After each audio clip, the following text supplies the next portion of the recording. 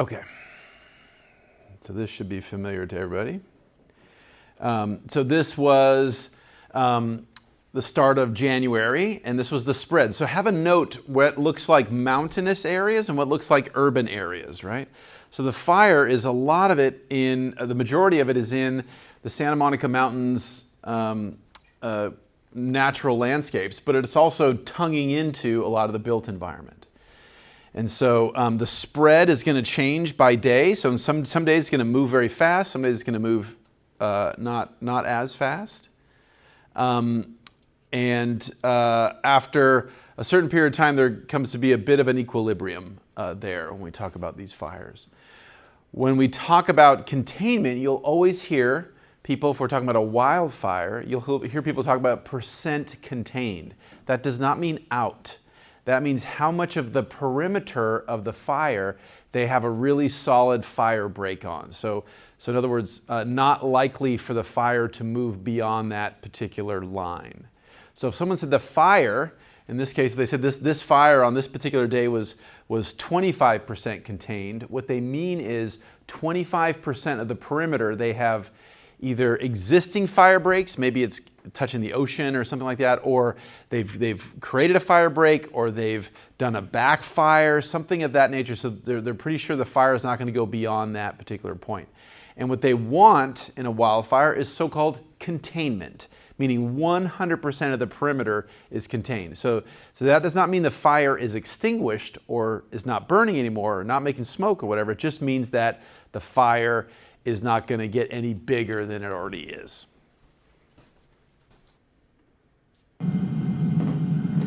So this is one of my colleagues' houses burning in Palisades on the night of the 7th. So this does not look like a wildfire to me, right?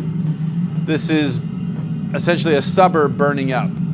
He's watching it from his fire truck. He's watching his house burn up, which is a difficult thing to see.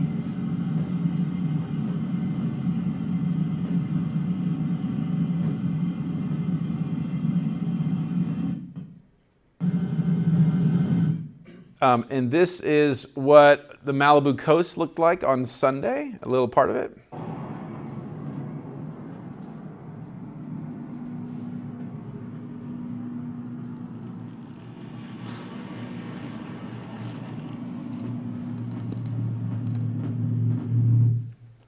We've essentially removed much of the built infrastructure along these areas that were heavily impacted by this firestorm. This was Pasadena, just as the Eaton fire was breaking out. That's not snow, those are actually embers from a security camera blowing just around in, again, a very suburban neighborhood, very not near a wildlands urban interface, but in the middle of urban Pasadena. We can see that a little bit here when we look at the Eaton fire. And so Altadena is getting all the attention, and that was actually on the edge of the fire perimeter, right? And so again, this does not look like a wildfire. This looks like an urban fire. So what we see here are structures upon structures upon structures burning.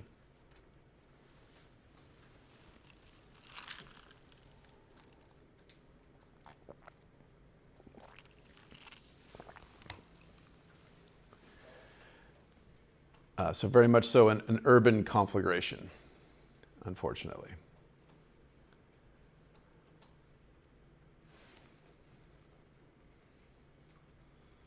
And then, of course, we have campus. The fire has burned right up to the road, and there have been counter firefighters on the ground, water on it directly. Let's see, lots of live pictures from SkyCal. They're calling this one the Laguna Fire. Right now, at about 2 acres, probably closer to 3 or 4 acres right now. Broke out about an hour ago. This is just to the west of Cal State Channel Islands. Now, it's burning up a hill called Round Mountain. This is now burned up the one side and down the other. More of just a big hill, not really a mountain. But this is near the intersection of Wainini and Laguna Road. That's why this is called the fire. Okay, that's too painful. I don't know what's going on with that multimedia. Sorry.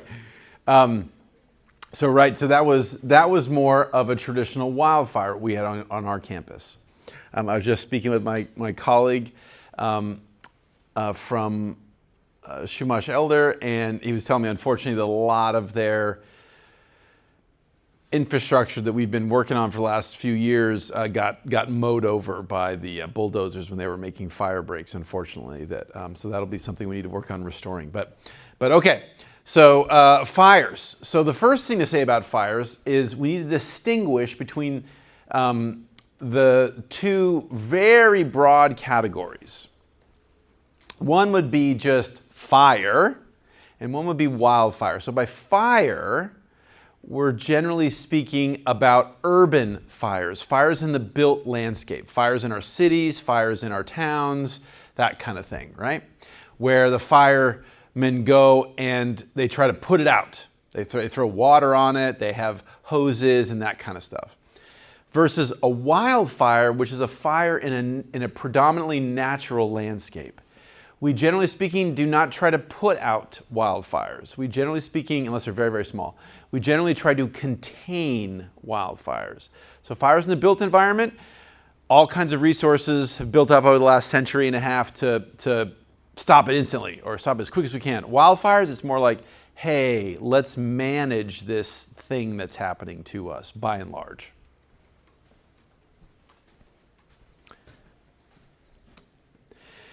The other thing to say is there's all kinds of rhetoric that's built up around fires because they're first and foremost dramatic, they're visceral, they impress us with the visuals, they impress us with the smells, they impress us with the sounds. It's a very sensory intensive experience to see a fire going. And of course, we're seeing more and more fires as we go through time. And so the rhetoric is getting fairly thick. And so this was one of my agency meetings last week, and we were having a presentation on what was going on, and we had several people call in, or not call in, but give public testimony about how upset they were about the fact that the Palisades and Eaton fire broke out. And so this is the kind of stuff you hear with fire when we have these conversations with fire, right? And the rhetoric is now getting very, very powerful and oftentimes out in front of, or at least sometimes out in front of the science and the management and the reality. So you'll hear, anytime we hear about fuels, your little antenna should go up and like, what? Fuels? As we'll hear about in a second, fuels are a key characterization when we view the landscape in the context of fire. So fuels is a fine term to use. There's nothing wrong with using fuels, but as soon as you use that fuels, that starts to lock you into some views. Some views that fire is bad, the idea that all this stuff is potentially risk to us, all that kind of stuff. In reality, we maybe should say things like vegetation or the ecosystem, right? So this rhetoric matters because it tends to influence how people conceptualize what's going on and therefore conceptualize what we should do in terms of management. Another example is people oftentimes talk about threat, the threat of the hillsides, as opposed to the nature or the landscape, or a more neutral type of term. We'll hear a lot about danger, or people talk a lot about danger in place of something like reality or a dynamic system or something of that nature. People will talk about wanting to eliminate risk as opposed to being adults and understanding the world that has risks and understanding our own personal responsibility in terms of dealing with that. But for example, in my agency meeting, we had about 8 people testify that they thought our Santa Monica Mountains Conservancy was one of the reasons why the fire happened. And it was all our fault. And why don't we chop down all the plants in the Santa Monica Mountains ever, like right now? Do it. And because you don't do that, it's your fault that my house has burned down, like that level of stuff. You'll hear a lot about mismanagement that's thrown around, and there is absolutely mismanagement with a lot of our natural landscapes. But oftentimes that mismanagement was what people have demanded, right? So they want certain behaviors, and then when it doesn't work, then they say, oh, you all did something incorrect, right? So mismanagement is also a key term.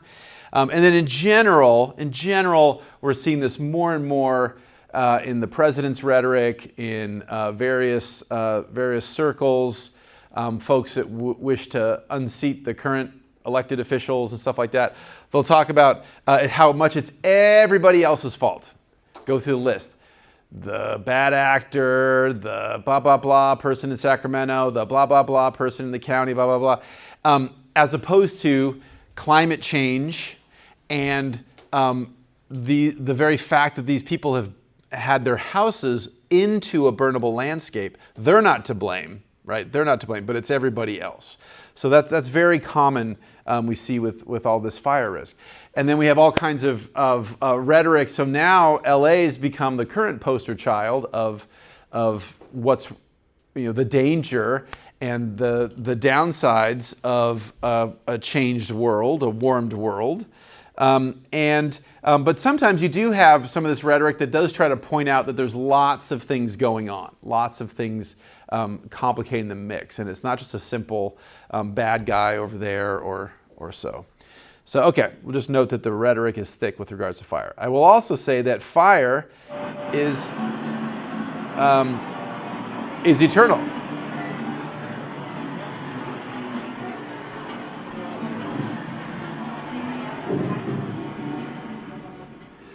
So those of you that have been with me on my coastal trip, this is from one of our previous coastal trips. This is up the coast. If you haven't taken coastal, you should take coastal with me in the fall, and we go up, and this was some of your colleagues playing guitar, watching a campfire, right? Fire is ancient for us. This is this year's students cooking abalone on a fire. So fire that's controlled, right? This is not an out of control burning structures and everything, but nevertheless, fire is very much primordial for us as a species. So if you fall asleep and don't remember the rest of what we talk about here, here's a couple of highlights. First and foremost, wildfire is a natural process. It is a potential hazard, and it can morph into a disaster when people are in and or near wildlands, and when we don't do all the best practices we probably should do. We're going to talk about some of the key effects and the key benefits of fire. We need fire in our world. We just don't need as much of it as intensely as we're getting lately. And then wildfire also can link to other, as we've talked about sort of conceptually, this is our first example of actually seeing how wildfire can induce other risks, or wildfire can be a component of other disasters. So we might start with an earthquake that then breaks the gas line. The gas line causes a spark or something, and that catches fire, and that induces a wildfire or an urban fire, that kind of thing. We have various methods that we can employ to minimize fire hazard. And we need to do better with that, obviously. We're not doing a great job right now. Okay, so by and large, we should start thinking about wildfire in our past, because it was very important for our evolution as people. It was clearly fueled by dry vegetation, so things particularly like grasses, which are what we would call flashy fuels, meaning can catch fire very quickly. Grasses and trees and woodlands and stuff like that were the big source of this. Before we really entered the picture, if a fire started because a lava flow happened or a lightning strike happened or whatever, it caught fire and it just burned until there was no more fuel around, or it rained on it or something, or snowed on it or something like that. So we're the ones that introduced this idea. We as a species are the ones that introduced this idea of like stopping fires and controlling fires. In effect, in the natural world, fire is a form of disturbance. And it is a key part of some ecosystems. It's a key way, for example, to maintain biodiversity, to create openings for new critters and organisms that come in and establish in an area, let's say. It can also stimulate growth, depending on the intensity of the flames and stuff like that. And it's a key example of, or a key part of what we call natural succession. So we have like a mature forest, and then we have a lightning strike and it burns down, and then we sort of see some early colonizer species come in, and then eventually, the trees come back in, that kind of thing. So fire is a key form of natural disturbance. And then it's also important to say that fires were a key inspiration for us as a species. So we clearly saw a lightning strike, a lava flow, catch something on, whatever it was, and then we very quickly learned to engage with that reality, and very quickly began to figure out how we could manipulate it. And so we started to use fire for warmth, for seeing, for cooking, all that kind of stuff. We would sometimes, some of our ancestors would set grasslands on fire to drive game to a certain location and use it to gather food, etc. Okay, so what is that cool so far? Questions so far? Making sense? Okay. So fire is, in the most basic form, fire is a self-sustaining rapid oxidation of something. And so we see that rapid oxidation in the form of flames, but that's essentially what we're doing. We're oxidizing some material, say a piece of wood, and it's an exothermic reaction, so it's giving off all this heat. We're turning those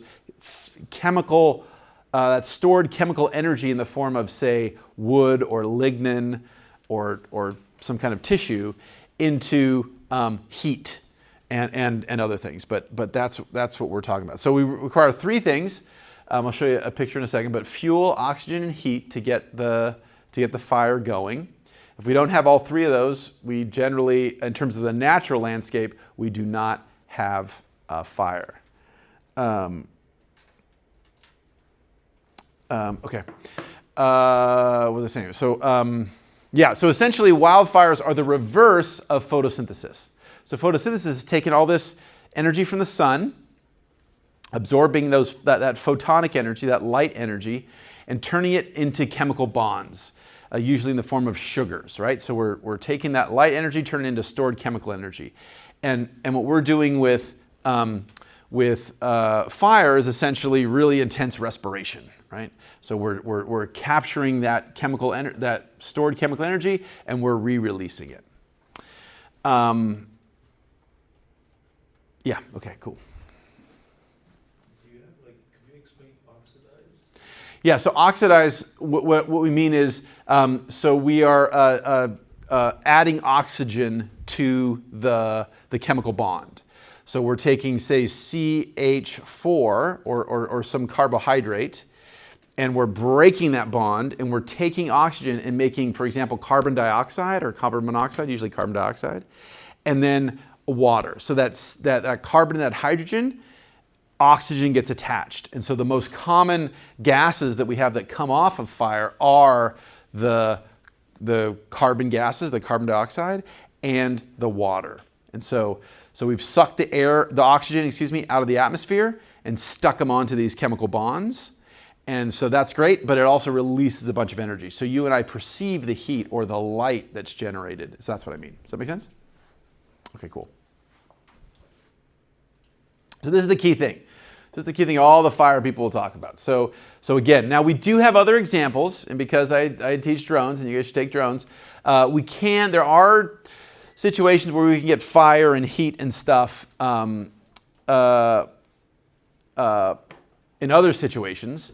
If we have certain chemicals like lithium batteries and stuff like that, we can get a very intense exothermic reaction inside those things, but that's sort of special chemistry. For most intents and purposes, this is what we have to have in most natural landscapes, right? And so most of your fire professionals will talk about this as a three-legged stool. So we have to have the fuel, right? So that's the source of the chemical energy that we're going to release. Okay, so think of it as the log or the tree. And then we have to have heat applied to that fuel, and intense heat, generally speaking. And then we need to have oxygen that can start to essentially feed that continuous chemical reaction. And if we don't have any of those things, and so what the firefighters will tell you is they'll talk about knocking out one of the legs of the three-stooled stool. Three-stooled stool? That's stupid. Three-legged stool. And kick out one of the legs. And if I'm sitting on that stool and you guys kicked out the leg, I would fall down. right? So that's what they're trying to do. So it depends on the particular environment. So we might have an indoor, let's say a computer center with a bunch of servers, and so they might have an oxygen suppression system inside that building. And so were there to detect heat or dangerous smoke or something, it might kick on like a halon system or something, which is basically designed to suck all the oxygen out of the air. So to knock the fire down that way.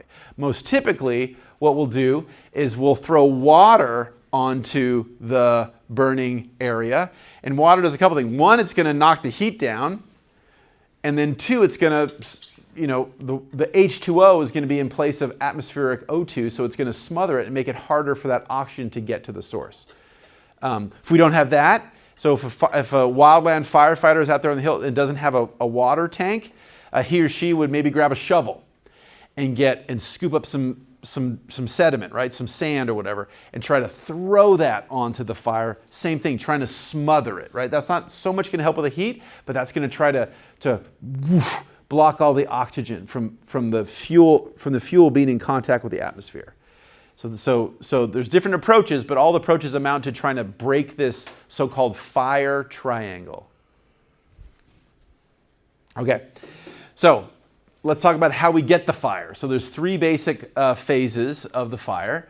So the first is before we do anything. So we call this pre-ignition, which sounds like a really bad 80s album, pre-ignition. So we're gonna basically be ready to have or be in the condition that we could possibly have a fire happening. And so first and foremost, we have to have the fuel, right? That's our stored chemical bonds.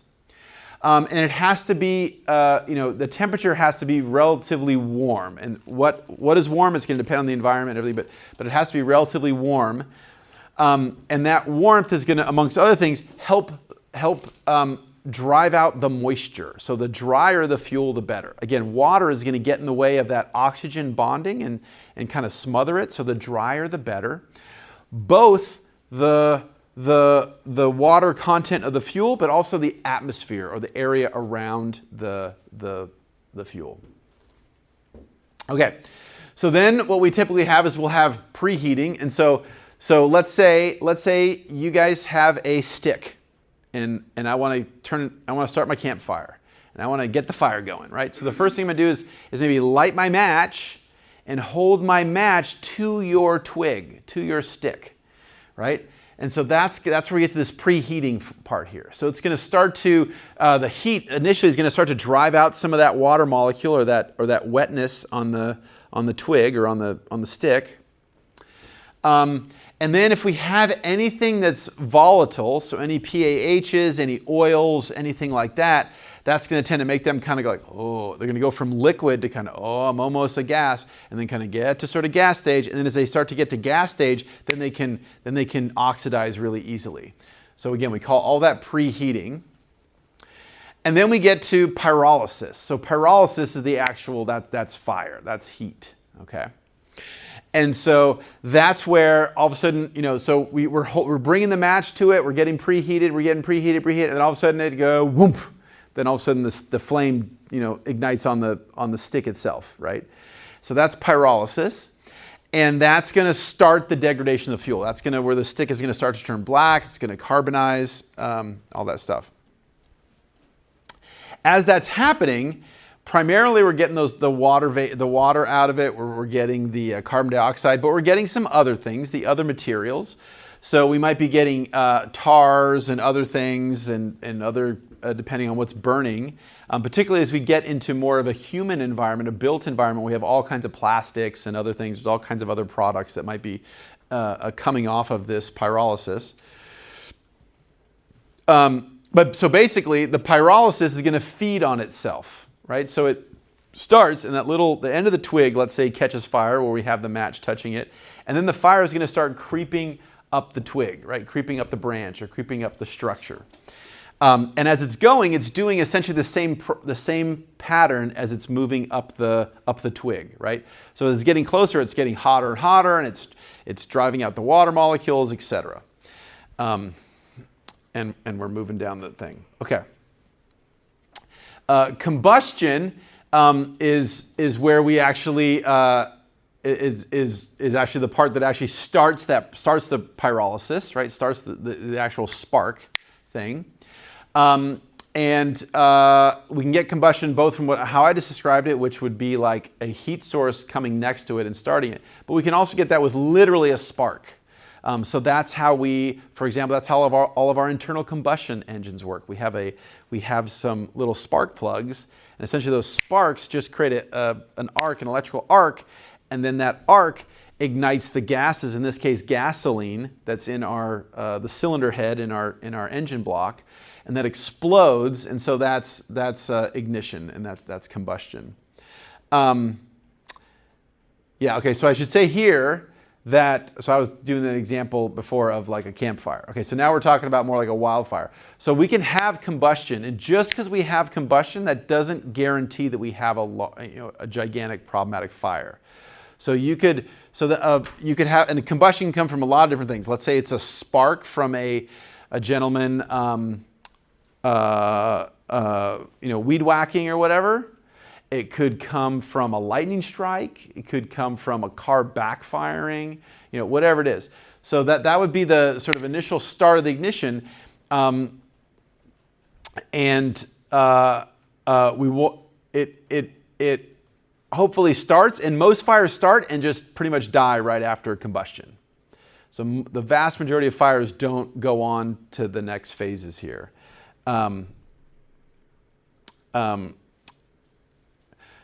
But if we do get flaming combustion, that's where it starts to kind of woof, woof, woof, woof, woof, woof, woof, woof, woof, go. And it'll go more and more and more. We get smoldering combustion. And so this is a typical wildfire. Okay, so we've had that initial combustion. We have some dry fuels. It's not raining. It's maybe a little bit of a drought situation, whatever.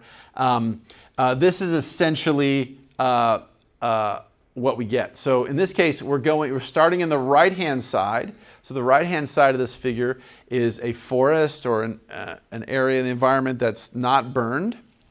Then we have the actual burning or the flaming.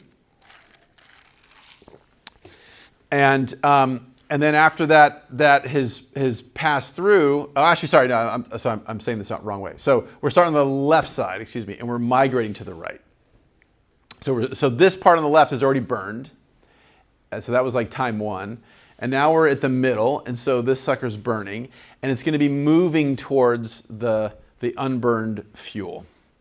And so after the fire goes through, is illustrated here, we still have maybe some smoldering. We still have some things burning. We still have some branches on fire or whatever. But it's not as intense as the main fire front. So the main fire front is a thing that is sort of rapidly growing and acts like it's trying to consume everything.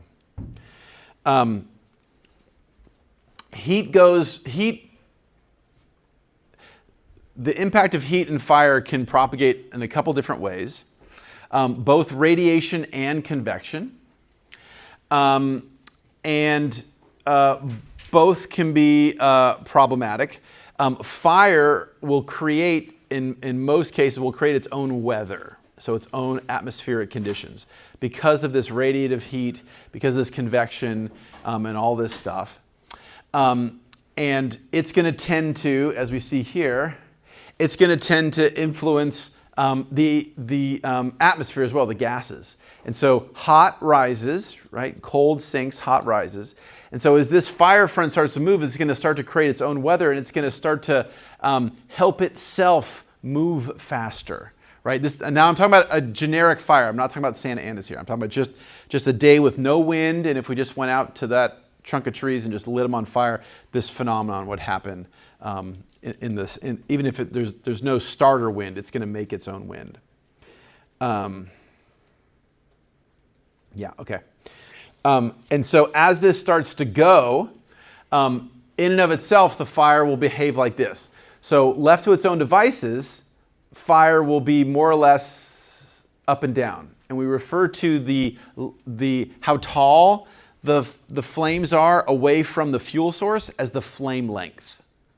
And so in a completely mellow, no wind condition or whatever, the flame lengths pretty much go straight up or close to straight up. And that's contrasted with over here on this bottom slide, which are wind-driven fires. Wind-driven fires are, so I said before, there's sort of two broad categories. There's urban fire and wildfire. There's really two categories of wildfire as well. There is what we call normal wildfire and wind-driven wildfire. Almost all of the pain and suffering, financially, loss of life, disruption of society, is coming from a wind-driven fire. And that goes for the entire planet. That's not just a Southern California phenomenon. And so in this case, not only is all that stuff already happening with the radiative heating and the creating updrafts and all that kind of stuff, but we have this really strong additional force, which is helping to migrate the flames faster. And so again, the flame lengths, instead of being straight up, are more sideways. In fact, during the Thomas fire, I was seeing wildfire tongues, flame tongues that were almost horizontal. So it was almost like someone had a blowtorch and they were just putting it parallel to the ground. It was really crazy for like 100, 200 feet kind of thing. It was pretty crazy. And that's, I didn't personally witness the Palisades or the Eaton fire because I was in Hawaii with our students, but I guarantee the same thing happened in that fire event. Okay, so we had the combustion, we have this stuff propagating everything, and the last part is extinction. So extinction is where that combustion, that self-feedback chemical reaction of oxygenating all that fuel stops. And so it's either going to stop because we've done something to it, we've added water, we've sucked out the heat or something like that, or we just simply run out of fuel. There's no more fuel to burn. Okay, so let's talk about these components of stuff. So fuel. So again, that's the first part. That's the sort of the bottom of our triangle, right? That's the base of our fire triangle.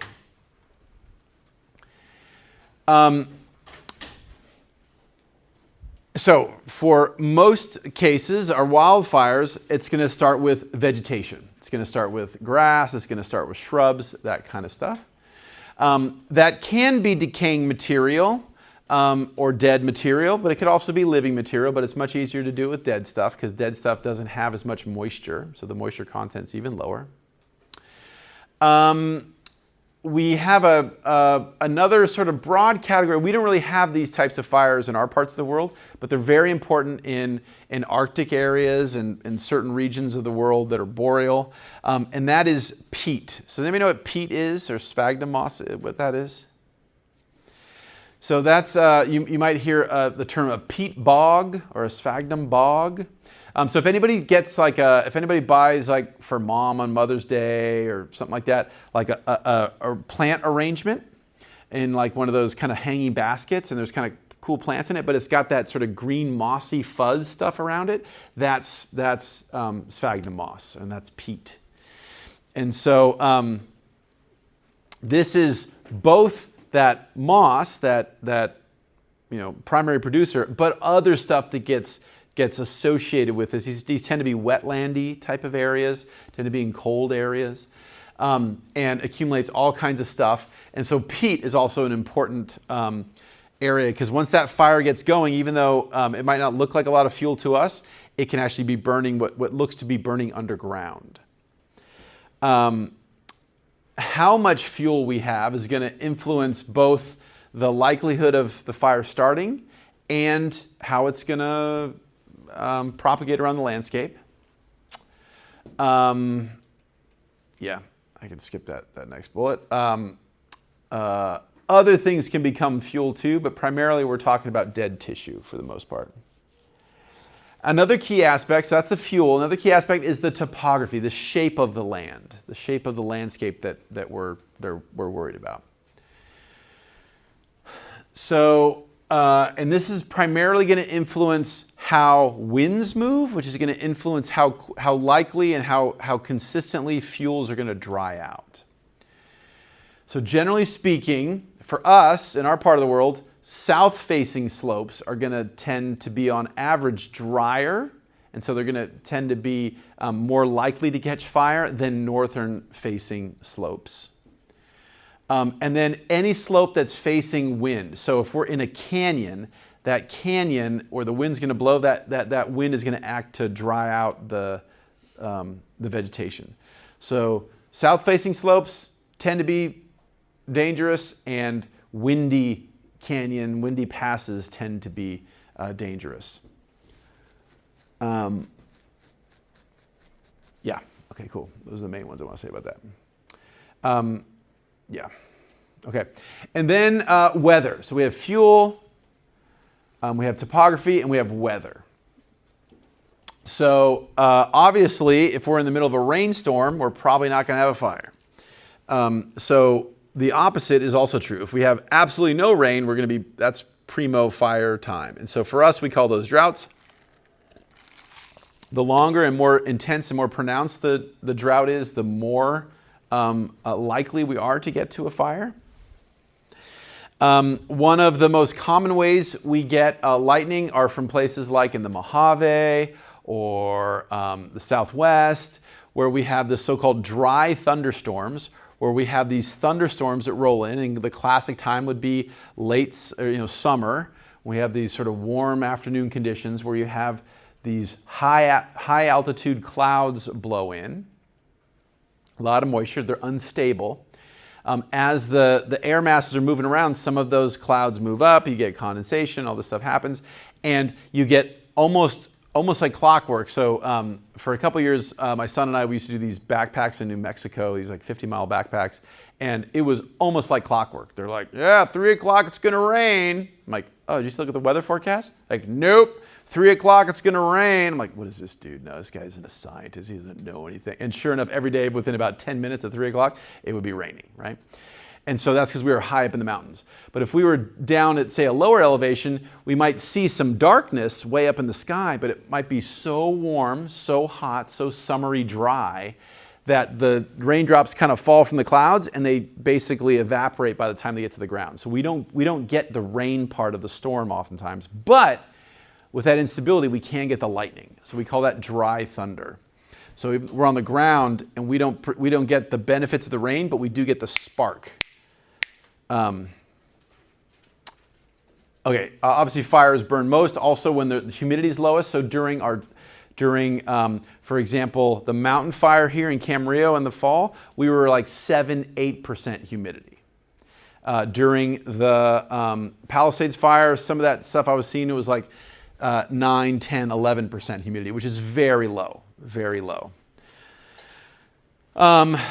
Yeah, wind can do stuff, and what we now know is because these wind-driven fires are really where the story is. We're now seeing embers blow. I think in the mountain fire, the farthest I saw was 2.7 miles.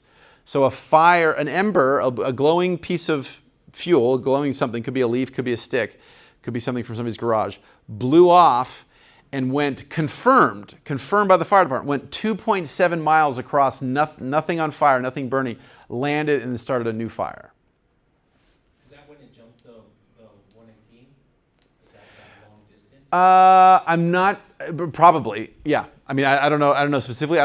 They didn't tell me where that measurement was, but It goes farm fields and then yeah. back up. So this is a problem, right? So again, the urban fires, we're thinking, oh my God, the apartment catches fire, and then it's going to catch the next apartment building on fire, then it's going to catch the store on fire, then it's going to catch that, right? Like a typical thing. These wind-driven fires, there really isn't a front. There really isn't a line. There are gazillion million lines because the embers are being blown through the wind to potentially very far away. And so the firefighters are here and they're like throwing water on this and I'm stopping this. And all of a sudden, a mile behind them, there's all of a sudden stuff starting up. And it's like, how do I deal with that? So that key aspect of weather is the wind. And that's the biggest problem when we talk about fires. Yeah. So if the wind is such a problem, how do you make sure it's a contained fire? If you have wind in the area, how do you make sure that it's controlled and it's not going to go? So the question is, so how do we deal with wind? And the answer is we don't. So a little bit of wind, you can do some things. You can fly some planes and some drones and some stuff. But once we get up to the kinds of winds that we had, for example, in the LA wildfires, 80, 90, 100 miles an hour, there's literally nothing you can do. It's run away. It's run away. So we have no technology. We have no possibility of new technology. There's just no way to deal with that. So that's literally a hurricane in your face. And so the notion that, and it's understandable, people don't fully understand this stuff, but it's understandable when some people kind of say, oh, the problem is we need more water in the fire hydrants, or we need more this or that. When we're at this level of wind, there is literally nothing you can do.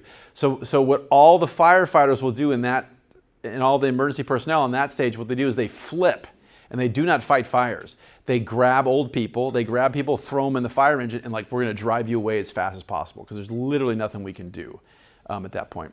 So we don't yet have an answer for what you would do in a windstorm fire other than just go away. Okay. A couple different forms of wildfire. One is a ground fire. So that's where the fire is burning along the ground. So on the vegetation, on the grass, on the shrubs. Okay, so basically are head high or lower.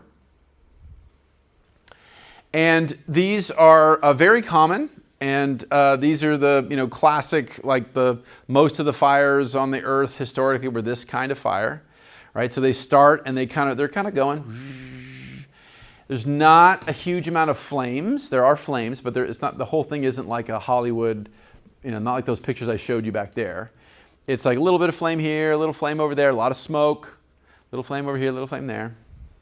But a lot of smoldering. So a lot of oxidation happening, but not like flame, not hardcore flames everywhere, but the fuel is being still oxidized, is being converted, but it's like a red glowing, the stem of the grass is becoming black and then red, or becoming red and glowing and then black. It's not like a big, huge, campfire.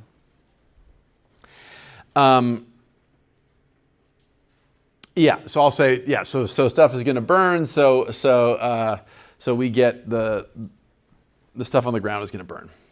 Okay, so this is the classic ground fire, right? So stuff is burning, there's definitely flames, there's definitely smoke. It's not good for us to be around to breathe in it, but it's you and I could, generally speaking, in most cases, walk over the fire, step over the fire, jump over the fire kind of thing.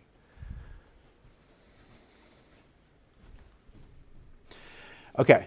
Then we have surface fires, and so the ground fire is going to do that, but it's also, so the surface fire is going to start to go up onto some things, maybe like go a little bit up that side of that tree and that kind of stuff.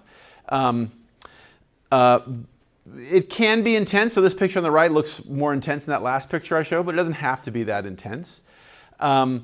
Generally speaking, they're going to move at their own pace. They're not necessarily going to be wind driven. And the stuff and the vegetation is going to get burnt. Okay. Then we have the most destructive, the most problematic from most terrestrial ecosystem standpoints, which is not a surface, not a ground, but a crown fire. So the ground fire is literally just on the ground, right? The last one we talked about is mostly on the ground, but it maybe goes on the side of the trees or whatever. But a crown fire is in the very, very top of a canopy of vegetation. So oak trees, redwood trees, pine trees, something like that. And the fire is not primarily on the ground. The fire is primarily at the top of the vegetation. So on the so-called crown, the highest point on the tree. And that is very flamey. That is a lot of flames and and it's going to go very fast and be very wind. It's going to make its own wind. If there's no wind, it's going to be very wind driven. Whereas those other fires I mentioned, generally speaking, aren't super windy. The flame lengths are pretty much straight up and down. Whereas these guys often are very angled. And these are really problematic because the previous ones, so if we had, let's say a classic talk would be a forest. So here we have this forest, right? We have this small ground fire. It's propagating. We can see it's propagating. It's burning away from the center point. And, you know, so this stuff's black, this stuff's charred, this stuff's, you know, scorched. Maybe the tree trunk is a little bit dark, but didn't really do much to the tree trunk. In this surface fire, that all happened, and the bottom part of the trunks are burning and, you know, sketch, whatever, but doesn't necessarily kill the tree, particularly if it's an old tree. Particularly if it's a big old oak, a big old ponderosa pine or whatever, right? They have very thick bark and they just kind of, oh, that sucks. And I got like a new tattoo, and then I'm going to keep growing, right? When we have crown fires, those oftentimes will kill the tree. So they, again, it's not just like a little bit around the skirt or a little bit of the little recruit baby seedlings that are getting burnt. It's like the whole thing, and it'll oftentimes take out the entirety of the vegetation canopy. Places that are at risk, and this is changing, but classically this would be areas near grasslands, woodlands, and shrublands. The tundra, or the far north, for example, is generally not thought of as a really particularly problematic wildfire area, although now with climate change that's changing, but historically that was considered like not really a wildfire area. And what we're finding, because of our changed landscape and our changed atmosphere, the places that historically we didn't think of fire being, or very rarely had fire, that would be things like deserts, because there's not that much fuel. That'd be things like rainforests, because it's just so wet and it's hard to catch the fuel on fire in the first place. Or things like wetlands, where there's just a lot of water around all the time, or at least lots of the year. We used to historically think those things wouldn't really burn. We now have increasing cases of those guys burning, and indeed things like the rainforest, we are actively we're trying to burn down the rainforest as a species. We're actively in Indonesia and in Brazil and stuff like that, we're burning it all. Large wildfires are most common in the western US and Alaska, but particularly the western US. We also have a peak in the Canadian Rockies. And there's a swath from the Yukon Territory in Canada that swaths down to Lake Superior. That is fairly wildfire-y areas. As a big picture. So for you guys, the one you should take away is the western U.S. is definitely prone to wildfires. This is changing. Essentially now most of the world is becoming wildfire, potential area.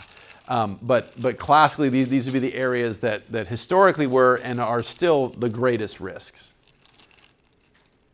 And so here's some examples. Here's some evidence to support that. So this is from 1980 to 2003. And each of the red dots indicates a particular wildfire, and you can see that these are really concentrated. Of course, every state has wildfires. We can get wildfires wherever. But on average, it's the western U.S. that we have the greatest number of fires historically, in Alaska. Okay, once the fire happens, what does it do to the ecosystem? So when the fire comes through, it's going to change a bunch of stuff. First and foremost, it's going to change the soil. Edaphic means of or relating to the soil. So the edaphic changes. We're going to first and foremost see the water become We're going to see the soil become hydrophobic. So hydro, water, phobic, I don't like you. So the soil is going to not like water anymore. So before the fire, let's say it rained. I'm the soil, I have all this little interstitial space, and the rain's going to hit me, and the rain's going to go in between my soil particles, and it's going to percolate into the ground. Now, the fire essentially, it's kind of like doing pottery, right? So that heat is going to bake and change the surface chemistry of most soils and make them essentially impervious to water. So then that same level of rain, the same amount of raindrops fall on that same area of soil. Instead of, on average, percolating into the soil, instead of going into the ground, they're going to hit and they're just going to either stay on the surface, or if we're at a sloped condition, they're just going to run off the surface. And so again, that's this so-called hydrophobic layer that's created in the wake of the heat of the fire. And that's going to increase runoff a ton. And that's in turn going to lead to more erosion and then lots more flood risks. That's going to have a potentially secondary disaster where we might see a mudslide or a landslide or some other debris flow or something of that nature.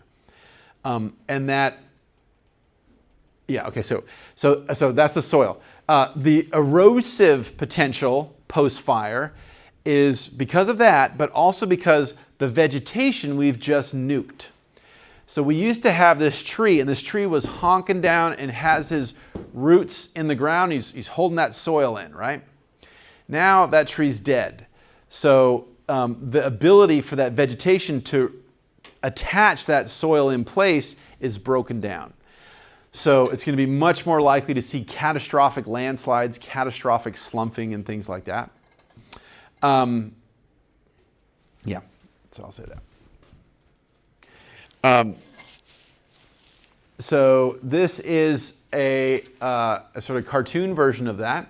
So on the left is before we have the fire, and so we have our shrubs, we have our grasses, and this and that. Another secondary benefit is of a lot of these plants is their root networks can sometimes help pull the water deeper down into the soil by having these pathways and stuff like that.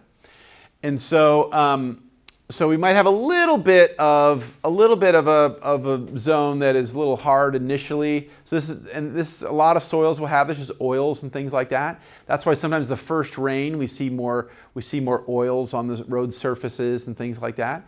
But after that first rain, usually the second rain, whatever, it usually does a fairly good job penetrating, getting into the soil. And yeah, and so on the right is just illustrating after that fire comes through, that the level of resistance to percolation has gotten a lot bigger. Okay, as the fire is happening, it's also, as I mentioned before, is going to change the weather. It's going to make its own weather. And amongst other things, it's going to create its own clouds. It's obviously going to make all of this particulate stuff that was attached to the ground or part of something physical on the ground now is going to be either floating in the air or is going to actually be converted to fine scale particles that will be, or gases that will be moving around. And so a huge source of pollution. So for example, I think, what were my calculations? So the Thomas fire we had in 2017 released the equivalent carbon dioxide of all of our port and harbor activities for the previous year in the state of California, that one fire. And so these large-scale wildfires are throwing tons of, amongst other things, CO2, greenhouse gases into the atmosphere. And essentially, these most problematic ones, these largest scale ones, can be the equivalent of a year or more of our carbon reductions. So we're getting everybody to drive electric vehicles, getting everybody to carpool, getting everybody to go on solar, we're getting everybody to, all these things are making progress. And then we have a wildfire, and it's as if we didn't do anything for a year or, whatever the amount of time. We can also get a smog formation depending on how the fire goes. So particularly problematic for people that might have asthma or other respiratory conditions. Climate change is making fires more intense and more frequent. And so they're doing that by a couple different ways, but first and foremost by making the initial landscape more conducive to fire in the first place. So our friends at UCLA just released a report for the Eaton and Palisades fire. And they found that the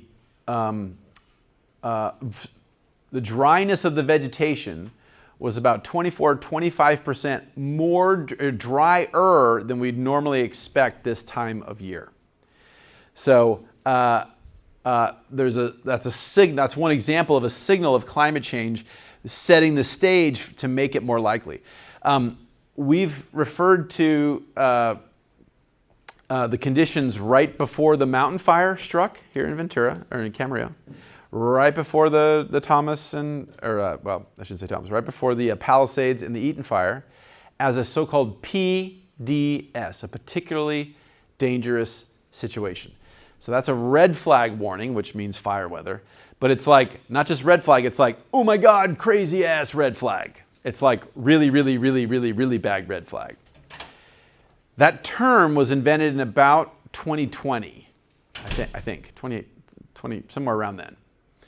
Because forecasters needed a new term. They're like, our existing stuff, just the old red flag, ain't conveying the most dangerous of the dangerous of the dangerous. We need like a new phrase. Before this year, we would get about one of those PDSs, those particularly dangerous situations here in California for wildfires, maybe once-ish a year here in sort of the greater Ventura, LA area. So far, just this season, we've had 5, right? So that's an indicator that the system is changing, right? It's getting more likely to be burnable. And then once it does burn, it's going to help exacerbate that intensity and stuff. So obviously climate change is going to increase temperatures on average. It's going to decrease humidity. It's going to tend to, on average, what we're seeing is we're seeing the displacement of woody things like trees and shrubland, either trees with shrublands or trees and shrublands with grasslands. And those grasslands are actually more, people always worry about the trees. Like, oh, a tree. But really, for the start and the initial spread of the fire, actually grasses are more problematic. So they're more, as I said, flashy. They're easier to catch fire. So think of taking a match. If I hold a match to some grass versus if I take a match and hold it to a log, right? Yeah, the log will burn, but I have to hold the match there for a while. Whereas the grass, it's pretty easy to, even just for a second or two, it'll, you know, kind of get it and go. We may, I don't know if the jury is totally in yet, but we may be seeing more lightning strikes with climate change. It seems to be what we're seeing. We're also seeing more insect infestation. So in particular, with the classic thing for us in the western US are bark beetles. So these are beetles that, natural thing, been here forever, but they typically would complete one life cycle. They attack conifers, they attack pine trees. And so they burrow in the bark and they kind of eat, and the trees are like, oh damn, get the hell out of here. So they try to flood them with sap. And so when they have a lot of water, they're all good. They have a lot of sap to mobilize, and they flood the area with sap and try to clog the insect that's trying to chew into them. Generally speaking, it seems fine. Historically, those bark beetles, those insects, had one generation a year. And so they would like, oh, I'm gonna eat some trees, and they eat some trees, like, oh, those trees are really good, and they like, hey baby, and they go out have wine, and they make more babies, and then those babies kind of like start to grow, but the cold gets them. So the winter time like slows down the life cycle. So they do not reproduce historically in the winter time. So that means that on average, the bark beetles complete one generation per year. Now, because we've made the winters so much warmer, in some places in the West, those insects are having 3 reproductive cycles a year. So they're able to just essentially overwhelm the trees. And then as we're in drought condition, the trees have fewer sap resources to flood to try to stop those guys when they burrow into them. And so the beetles are more likely to just nuke them. And so the bark beetle infestation is killing insane swaths of trees across the western US, and now they're dead. And so now they're just giant fuel things to catch fire, right? So that's all a direct result of our changed climate. Okay, what happens to these guys, and we'll take a break in a second, but what happens to the rest of the ecological world when these wildfires come through? Obviously, the fire, if we're burning up a grassland, the grassland is burnt. Interestingly, like a grassland fire will not kill everything. So when I was doing work up north on wildfire, I would have these things called eye buttons, these little temperature monitors, and I'd put them in the soil. And you'd think that wildfire, oh my God, I'm gonna bury in the soil, and then here's gonna come this wildfire, and it's gonna like just melt everything. It's gonna burn up my sensor or whatever. These guys, if they were, like 3-4 inches underneath the surface of the soil, they wouldn't sometimes even register any temperature change. So those grassland fires, again, those ground fires, they might look scary or they might look like bad, but oftentimes they're actually not going to necessarily kill all the vegetation. They'll definitely kill the above ground stuff. They'll burn that. But many of our plants either are rhizomatous, they have some tubers, something like that, and then once the fire goes past, they kind of boop, sprout back. Some plants will definitely be destroyed and killed, absolutely no question, but not everybody, not as many as you'd think. But others might be weakened. So even if they're not harmed, it's not good for a plant to burn, right? They're like, oh my God, I lost all this energy and stuff. And then lastly, some plants not only are kind of survive it a little bit, but actually need fire to complete their life history. And so the classic ones of those would be our chaparral species, our species in the coastal sage scrub and chaparral around us. So some of those individuals, for example, their seeds cannot germinate without fire. So either the seed must be exposed to a very high temperature, or in some cases, the seed must be exposed to the smoke, and not just smoke, but smoke of the community's plants. So a lot of the organics and the volatile compounds the oxidized version of that have to hit the outside of the seed. And then once that happens, the chemistry of the seed coat starts to change, and then it becomes permeable to water. And then when the next water comes, then the seed can absorb that water and start to germinate. So again, and then there's other plants that are particularly adapted to re-sprout, so-called re-sprouters. So are really, really efficient at, okay, the fire comes through, burns through all my top, all my hair, and all my upper torso, but then my waist is my I'm using that's dumb. So anyway, so the stem might be burnt, right? But the roots might persist. And then as soon as that's gone, they might start sprouting. So after our Thomas fire, we have some invasive species the Springs fire in 2013 burned all of campus, or virtually all of campus. We had 600 firefighters on campus. Is the only reason why campus is still here. It was May the 4th, so there was no other fires. We got super lucky, and they just fought the fires incredibly well. So we lost almost none of our built environment, but Camp Park, up behind the housing, all that stuff all burnt completely, 100%. And so when we went down to Camp Park, it was a moonscape. There was almost right at the river, there was a little bit of green, like a little teeny bit of green. And as you guys may know, arundo, our non-native bamboo grass, hugely problematic. I was like, let's kill this expletive deleted plant, right? And of course, our bureaucracy is like, we need to work on this. I'm like, no, we got to go in there today. We got to go and kill this stuff. And I'm like, oh man, it's fine. Within 2 days, the stems were about 3 inches above the burn.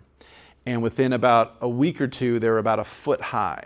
So arundo is an incredibly responsive plant. So it's a great example of a plant that the above ground gets burnt, but then it's like, damn, I'm gonna grow now. And they just grow incredibly fast. So some plants can thrive in a burning landscape. As far as animals, a lot of animals will flee unharmed. So what our work has shown here with our wildfires here on campus is that a lot of the big-bodied critters just run. Your mountain lions, your deer, they're like, wah! And birds obviously can fly away. And I'm getting out of here. The highest mortality are with the small critters. So the rodents, the rabbits, those kinds of mice, those kind of guys, they're going to mostly die. And then, of course, the habitat is completely transformed. So even if those deer or whoever survive and they run into the strawberry fields and they run to the ag fields or whatever, and the fire's put out, and they walk back, there isn't oftentimes food or refuge for them. So they shift their distribution after the fire because they can no longer get water, energy, whatever. And so we'll very commonly see shifted distribution and activity patterns of animals in the wake of wildfires. Obviously for us, one of the first things is that water quality tends to be affected because our creeks and rivers and stuff like that is contaminated, full of sediments and that kind of stuff. Obviously the smoke and is a huge irritant and causes us problems. Just in general, smoke is, but then in particular, if our house burned or a place like the Palisades or something like that burnt, that all those other chemicals are oftentimes particularly problematic. Somebody was talking. I heard the other day. They're talking about this. This guy had a picture, and his whole bicycle was gone. His bicycle had like just burned away to nothing, right? So that burned away to nothing, that didn't just instantly disappear. That metal and that bike is now in the air, right? So if you're there, you're breathing in bike, right? Which sounds great. And then of course, obviously, just the physical destruction of our homes, of our work, of our transportation, all that kind of stuff. There are also benefits to the soil. So initially, I mentioned it got hydrophobic. Initially, the water can't get in, but it's also going to have a huge influx of fertilizers, a huge influx of nutrients that other plants and other organisms can then begin to take up. We tend to see, at least at the surface, a reduction of the microbial community early on, but they tend to bounce back pretty darn fast. So initially, you've cooked all the archaea and bacteria and stuff, but that's a pretty short-lived phenomenon by and large. And then there's all kinds of benefits to a lot of our organisms that we think of. So first and foremost, it's bad if you died, but if you didn't die, now you don't have any competitors. Now you have more sunlight, you have more direct sunlight on your leaves and that kind of stuff, etc. As I mentioned, some critters actually need the fire to reproduce, and in fact, we have some species that actually the seed pods explode when they get heated. And so that helps broadcast, that helps move the seeds farther away from the parental plant than they otherwise would be able to move. It's going to knock down the surface litter, so the duff and all the dead, decaying material is going to be essentially cleaned out. So if you were a seed that was trying to germinate, but it was all dark and you're hidden underneath the stuff, now you're in a high light situation, and you can have all the water for yourself, that kind of stuff. It's definitely a key part of nutrient cycling, and bringing, as I mentioned before, nutrients back into the stuff. And again, if you survive that first little bit, then those, for example, herbivores can pop back in, and all of a sudden there's all this new green shoot stuff potentially. Not everywhere, but there's enough oftentimes for them to jam. Okay, let's see. Do we want to stop here, or let's do? We'll do this and we'll take a pause here. Okay, so we have a lot of classic fires, and in my lecture on examples of wildfires, we'll go through some of the specific ones. But I'll just mention one that was really, really important for federal policy, although it's very clear that now the new federal policy is LA with our current federal regime, and they don't use things like facts or reality. But back in the day when we did that, a huge impact was the Yellowstone fire of 1988. So we'll talk in a bit about the history of our poor management of fire that's helped get us to this place we're in. But one of the key things that helped change our perception of that, of the old ways, were the Yellowstone fires of 1988.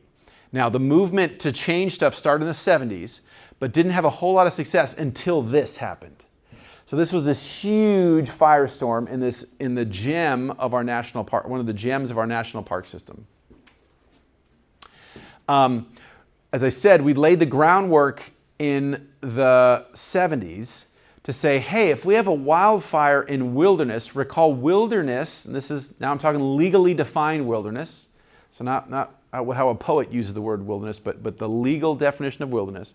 We're not supposed to have mechanized equipment and other modern technology in de facto wilderness areas in the US, right? We've decided that it's important to have some places, some very few amount of places on the planet where we don't have a heavy footprint, and that we call those wilderness. And so you can go backpack there, you can go ski there, whatever, but you can't go off-road vehicling there or whatever, right? And so that was clarified in 1976, and we said, yeah, I guess since we have this wilderness policy after the Wilderness Act passed a bit more than a decade before that, we actually, we shouldn't be fighting fires in there with our mechanized bulldozers and all that kind of stuff. So that was the acknowledgement, but it didn't really come into most dramatic play until these Yellowstone fires of 1988.